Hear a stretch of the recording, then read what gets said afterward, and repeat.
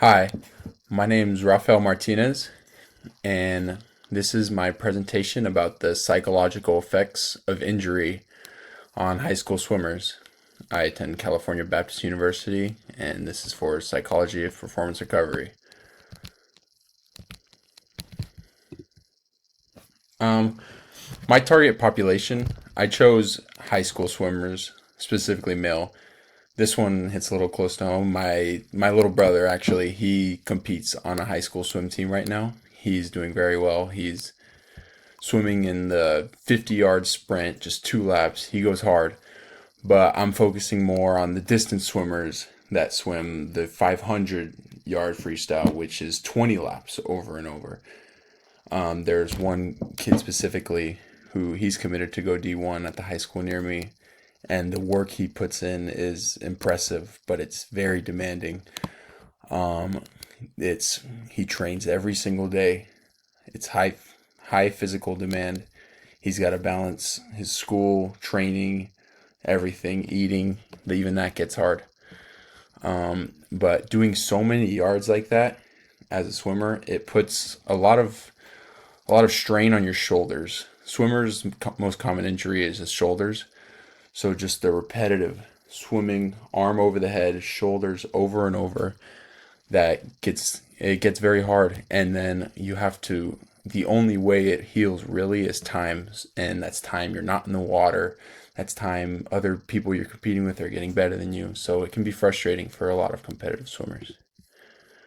My first theory is the theory of, or not my first theory, from Eisen in 1991, the theory of planned behavior. Basically, this just talks about how your behavior is just always influenced by certain attitudes, certain social norms, even outside of sport. Social norms are always affecting how you live every day, and a perceived control of what you believe people around you are controlling, like coaches, what my dad wants me to do, something like that. This explains why athletes either follow or don't follow their rehab programs.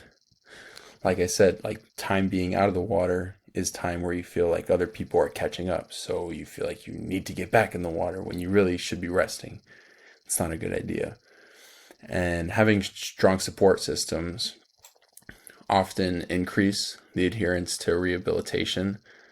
If I have a supportive dad in my life who's telling me like you need to get this shoulder better so you can be better in the future, or if my dad's telling me, hey, you got to meet on Saturday, you need to be ready, then I'm really going to push the limits on my rehab, and that's not good. Second theory, the self-determination theory. It's by Deci and Ryan, 1985. It focuses a lot more on autonomy, competence, and relatedness. Just focuses on how I can motivate myself to accomplish my goals. If I want to be the best swimmer I can be by conference time at the end of April, then I'm going to be going hard in February and March, but I might take it down in April. And then often for this theory, motivation increases when athletes feel that they're in control and they're supported. If I come to practice and maybe I'm dealing with some kind of injury that's bugging me, and my coach is telling me, hey, you ready? Like, can you get in? Like, he's supporting me, making sure I'm good. And maybe I'll tell him, I don't know if I can do it today.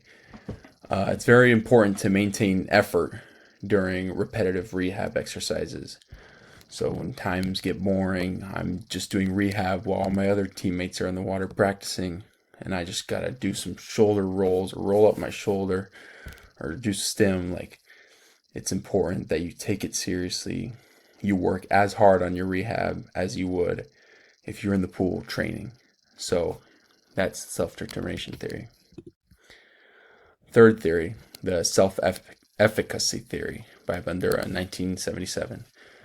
This is the confidence in your ability to complete your rehab tasks successfully. This is the kind of knowledge, but more comfort in my brain that, all right, I'm going to listen to my trainer, listen to what I need to do to rehab my shoulder, to get it better. And once I do it, it's going to get better. That's the feeling of self-efficacy.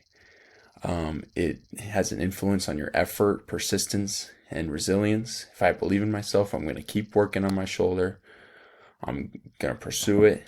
And even in times where maybe my teammate's like, come on, just get in today. Like, no, I have to focus on my recovery. If you don't believe in yourself, it's definitely going to slow your recovery progress. Maybe, I'm never going to get back, so I kind of just do it halfway on my recovery. Then, of course, that's not going to help me out. And then athlete identity and confidence affect effort and reporting behaviors. Obviously, I wouldn't want to identify myself as an injured swimmer. I'm a swimmer. So I'm going to keep working to get better, to be a swimmer again. Now, it depends if you have a positive or a negative mindset, how you're going to approach that, but it differs within athletes. Adherence and psychological factors. The adherence to rehabilitation is your consistency in completing the rehab exercises and the programs. It's how committed you are to trying to get yourself better. Are you going to adhere to what your trainer has given you, or are you going to try to speed through it? It's influenced by the people around you, your motivation, your coaches, your parents, all those things. The psychological factors that are tied into this. The motivation to stay engaged, even in recovery, when you're just going in the training room, not getting in the pool. Are you still motivated to get better and get back in the pool? The self-efficacy and confidence levels. Do I really believe that this is working? Like, am I getting somewhere doing these small little exercises? The anxiety and fear of re-injury. Can I get back in the water and be confident that I'm going to perform at my best? Can I get in there and just be free again like I was before this injury? And the psychological strategies to improve rehab outcomes. Am I going to work on my imagery and see myself performing well in the pool? Or am I going to visualize myself having possibly another injury? It's mindset has so much effect on what I'm going to do in the future. Communication and injury management. The communication between athlete and coach definitely affects recovery decisions. If I'm injured, I really have to be honest with my coach. Now, very often, you see athletes who are in fear of their coaches or in fear of losing their spots. So the communication is not so honest with the coach about the injury. Like, I think I'm feeling better. I think I'm feeling better. I can get in today. And it's not. And that's just how injuries get prolonged. Or maybe they don't want to get in and they're just over it. So they're lying, saying, I'm not feeling good. I'm not going to get in. Support from teammates and family reduces stress and isolation. If you're supported well by your teammates and your family, you're definitely going to want to get better so that you can show I'm going to show my mom I'm coming back better from this. But definitely it can go the wrong way as well. If my teammates are just telling me I'm soft, he's soft, he just doesn't want to get in, and that's not helping. Then when I get back, there's less of a belief in me. Positive communication improves motivation and adherence.